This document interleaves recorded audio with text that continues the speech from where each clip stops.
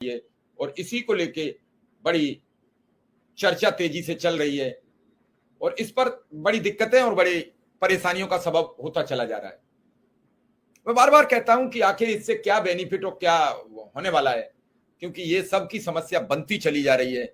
इलाज एक व्यक्ति का नहीं है, इलाज उस हर समाज और तबके के व्यक्ति के लिए है जो इन समस्याओं से जूझ रहा है। मैं कहूं तो बड़ी साफ बात है कि कोई भी व्यक्ति पीड़ित है, वो अपने लिए चाहता है मदद हो जाए, मदद नहीं हो पा रही।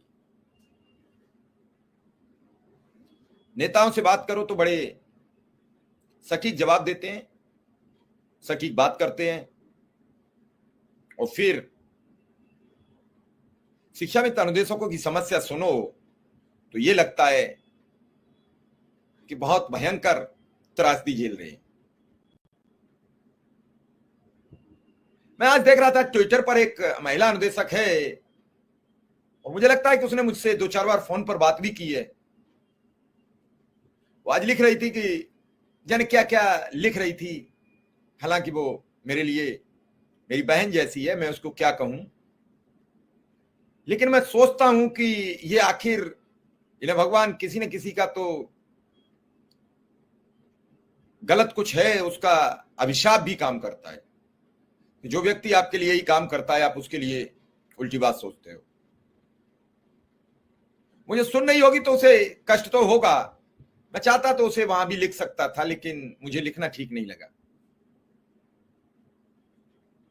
मैं ये जानना चाहता हूं कि आखिर अनुदेशक और शिक्षा मित्र अब किससे तो अपनी बात कहें और किससे फरियाद करें। लगातार ये जो वहापो की स्थिति है वो बड़ी भयंकर होती चली जा रही है। इससे निजात कैसे मिले, मामला यहां उलझा हुआ है। मामला यहां नहीं उलझा हुआ है कि इसका क्या होगा, कैसे होगा। मामला यह है कि इससे निजात कैसे मिले। बहुत उलझन हो गई है, सब बातें विपरीत हो चुकी हैं। नेता कुछ बोलने को राजी नहीं है और सोशल मीडिया पर पोस्टें आ रही हैं। उन पोस्टों को सटीक कैसे माना जाए, उन पोस्टों पर क्या बातचीत की जाए। सारे लोग इसी बात से चिंतित हैं, भ्रमित हैं कि आखिर किसका सहारा पकड़ा जाए, किससे बात की जाए, कौन हमारा खेवनहार बनेगा, किससे फरियाद करें। विधायकों से कर ली, विधायकों ने मुख्यमंत्री तक सीधा संदेश दे दिया। माननीय सदस्य विधान परिषद जिन्हें एमएलसी कहते हैं, उन्हें भी विधायक का होता है, उनसे भी शिकायत कर ली। उन्होंने भी मुख्यमंत्री तक फरियाद पहुंचाई और एक दिन वो जाके उनसे सीधा सीधा बातचीत भी की और रूबरू हुए। उन्होंने उनसे पूछा, उन्होंने उनसे फरियाद की, उन्होंने उनकी मुलाकात की। शिव कुमार शुक्ला जी भी साथ थे, सुशील यादव जी भी साथ थे। और उसके बाद इस मुलाकात को भी महीनों गुजर गए।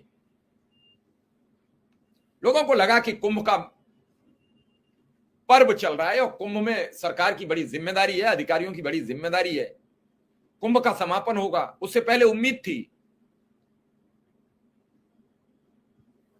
इस सरकार से पहले उम्मीद थी कि नव वर्ष की बेला पर, उससे पहले उम्मीद थी दिवाली की बेला पर, उससे पहले दशहरा, नव वर्ष, फिर लगा कि कुंभ के बाद पहली बैठक में निपट जाएगा।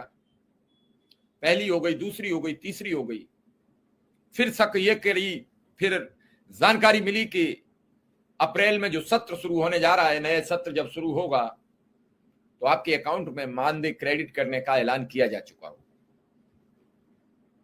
आज अप्रैल को भी 5वां दिन है। चलिए, मैं मानता हूं कि रामनवमी के दिन भारतीय जनता पार्टी का स्थापना दिवस है। उस स्थापना दिवस पे ही, भारतीय जनता पार्टी के स्थापना दिवस पर ही सरकार सौगात दे दे। कल का दिन बाकी है, कल 6 अप्रैल है। 6 अप्रैल को भारतीय जनता पार्टी का निर्माण हुआ था। 6 अप्रैल को तो भारतीय जनता पार्टी के निर्माण के दिन या स्थापना के दिन ही सरकार चेत जाए, सरकार कुछ बड़ा ऐलान कर दे। सबकी सुनते चले आए। लोग लगातार सवाल करते हैं कि इस नेता को ले आओ, उस अभिनेता को ले आओ, उस से बात कर लो, इससे बात कर लो, मैं सबसे बात कर लूं, परिणाम तो कुछ दिखे, परिणाम तो कुछ दिखे। नेता जो कह जाता है वो बात पूरी हो नहीं रही।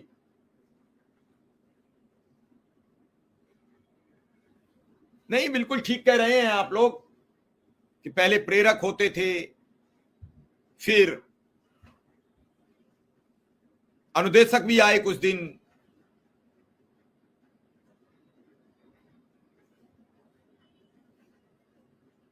आज की तारीख ये है कि अब ये समझ में नहीं आ रहा कि अगली फरियाद किससे की जाए। जिस सरकार के हम बात करते हैं, अगर सरकार की बात करते हैं, तो जिस सरकार के बड़ी तादाद में विधायक ये चाहते हो कि अनुदेशक शिक्षा मित्र नियमित हो जाएं, वो सरकार के मुखिया अब तक ये तय नहीं कर पा रहे हैं कि हम कब ऐलान करें।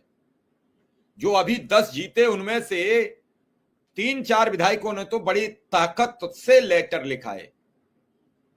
जो 8 जीते हैं, लिखा 8 ने लेटर, लेकिन 3 ने तो बड़ा ताकत से लिखा कि इन्हीं की वजह से, इन्हीं की बदौलत हमें इतनी बड़ी जीत मिली है, खास करके कुदर की सीट पर, उस सीट पर जहां 65% मुसलमान वोट था। उसके बावजूद भी अब तक भाजपा का कोई बड़ा ऐलान, सरकार की तरफ से कोई नया फरमान अब तक जारी नहीं हुआ। मैंने बार बार एक शब्द कहा कि सरकार ये जो वाहपो बना हुआ है, जो ऊपर नीचे है, इसको खत्म करने के लिए ये भी कह सकती है कि कम से कम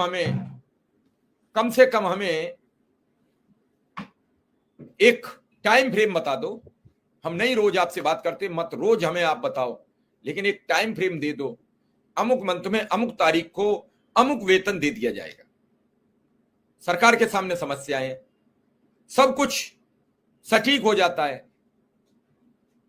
आप बजट का रोना रो देते हो। अभी 543 लोकसभा के हैं और 225 से ज्यादा, 235 के करीब राज्यसभा के हैं। दोनों सदनों के सांसदों का 25% मानदेय बढ़ गया। भाजपा वालों से सपा और कांग्रेस वालों ने भी नहीं कहा कि हमारे देश में भुखमरी है, हम वेतन नहीं लेंगे। और न भाजपा के नेता सदन यानी प्रधानमंत्री नरेंद्र मोदी ने यह कहा कि हमारे पास बजट की अभी समस्या है, हम कैसे ये वेतन बढ़ा हुआ स्वीकार करेंगे। किसी ने कुछ बोला?